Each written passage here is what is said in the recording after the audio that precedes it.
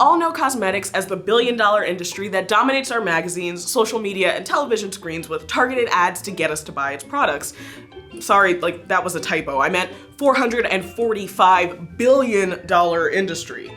And that truly staggering number means that a considerable amount of corporate dollars are being poured into ad campaigns to influence how and what we buy when it comes to looking good. Now, we've all seen some celebrity hawk the benefits of, say, a tea that has proprietary chemicals in it, or patented formulas that will shrink your stomach, or even hair gummies that will make your locks extra luscious. But have you ever stopped to wonder, when did beauty ads become less about beauty and more about science? I mean, I'm basically numb to all of these shampoo commercials that show a cross-section of a strand of hair, followed by a woman in a lab coat staring intently at a beaker. And it's gotten to the point that I tune out ads that try to sell me on some signature blend of supplements for my skincare regime. But let the buyer and the makeup user beware, because some research has shown that this trend in beauty advertising may be more about sounding science-y than actually using science to get results. For example, in 2015, a team of marketing experts led by Dr. G. Fowler at Valdosta State University examined the claims made in hundreds of makeup ads found in magazines, and they found that, more often than not, the claims these ads made were either false, deliberately vague, or omitted important information. So this week we're getting to the root of when science and pseudoscience became tools for hawking cosmetics and for separating people from their paychecks in hopes of feeling more beautiful.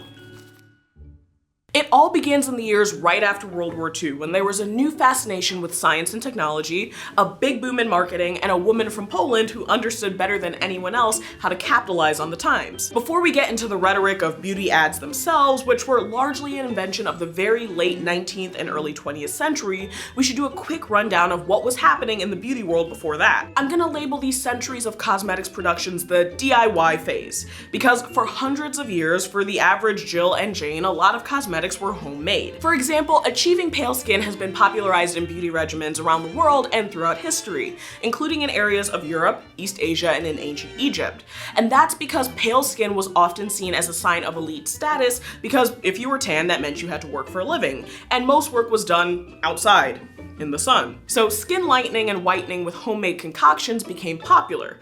For example, in Elizabethan England, applying creams that contained carbonate, hydroxide, and lead oxide became the norm to achieve this aesthetic. But these creams were extremely dangerous, causing skin irritation and probably even poisoning. Although people didn't know that at the time, but once they wised up, then whitening creams with things like zinc oxide and other formulas came into fashion in the 19th century. But even though people were busy grinding up all sorts of concoctions at home, that didn't mean that folks couldn't purchase cosmetics from crafty retailers. Take the case of perfumes, which often involved a labor-intensive process to gather and prepare all of those fragrant ingredients. But in the 13th century, alcohol-based perfumes that originated from the Middle East spread throughout Europe, leading to perfumeries springing up as a result of that pretty sweet-smelling business.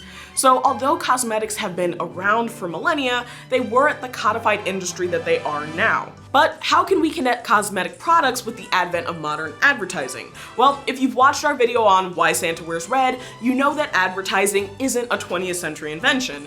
In fact, it's existed in some form for centuries, just like cosmetics. The example I always like to use is 17th century ads that were centered on getting consumers in Western Europe hooked on drinking coffee before the beverage was popular across the continent. These kinds of adverts centered on selling new commodities and technologies, but not specific products, because they weren't really brands as we know them today.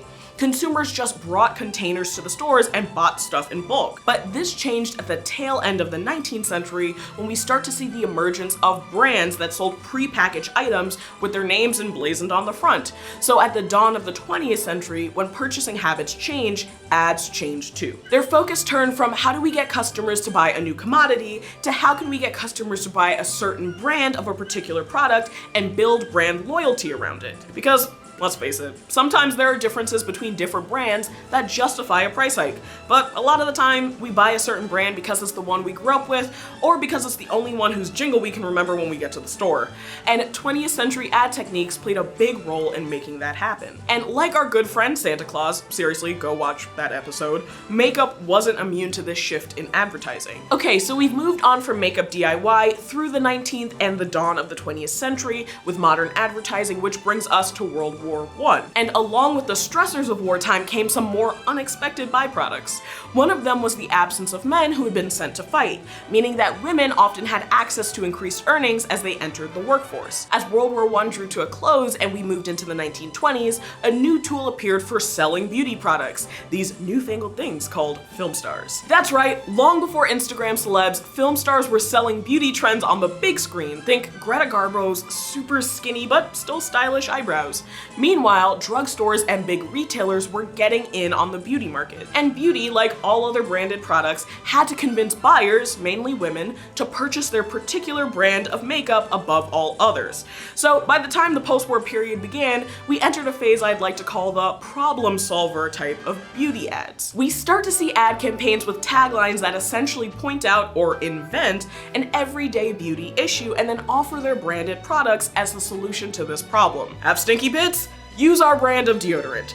Want to wear strapless dresses and bare some thigh and shorts? Buy this razor that is specifically for women and is in no way, shape, or form the same exact razors being sold to men with different packaging. More on that in the Why Do Women Shave Origins episode, so head over and watch it. So, the problem solver beauty ads were selling style and solutions for the modern woman, and the coding of style often had to do with aspirations of high class. But this association with status was often fraught for women, since sometimes wearing heavy makeup in the first half of the 20th century was thought to be a sign of low morals or lower class status. But at other times, certain makeup trends like pale skin, skinny brows, and pancake makeup invented for actresses who were on camera were associated with film stars and high class. But there was one woman who pioneered the linking of beauty marketing with the language of science, a Polish immigrant by the name of Helena Rubinstein. Rubinstein built her business empire by selling her signature brand of face creams to women in Australia. But after taking her business worldwide in the 19-teens, her ads started to take on a distinctly science-y tone. From around the 1930s, Rubinstein's ad campaigns featured language about priceless formulas,